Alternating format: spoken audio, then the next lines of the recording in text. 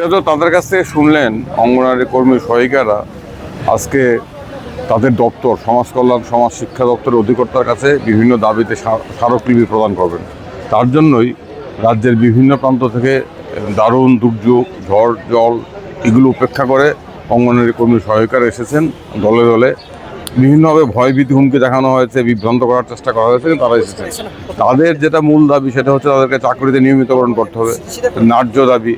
তাদের দাবি হচ্ছে তাদেরকে সরকারি কর্মীর মর্যাদা দিতে হবে, উচ্চ আদালতের রায় অনুযায়ী তাদেরকে গ্র্যাচুইটি দিতে হবে, পোষণ ট্র্যাকারের অচল অবস্থা দূর করতে হবে, তাদের ডিএ দিতে হবে, তাদের পেনশন বাড়াতে হবে।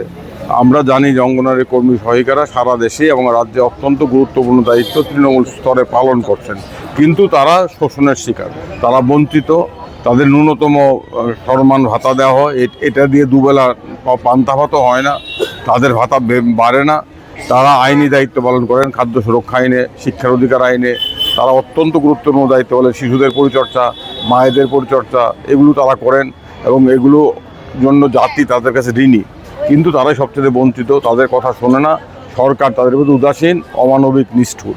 এর বিরুদ্ধে আজকে অঙ্গনওয়াড়ি কর্মী সহায়িকারা রাস্তায় নেমেছেন।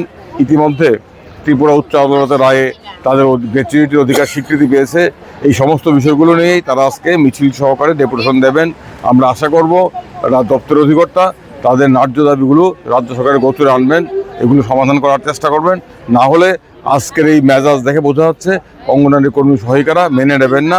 তারা রাস্তায় থাকবেন, আন্দোলন করবেন, অধিকার এবং মর্যাদা তারা আন্দোলন করে আদায় করবেন।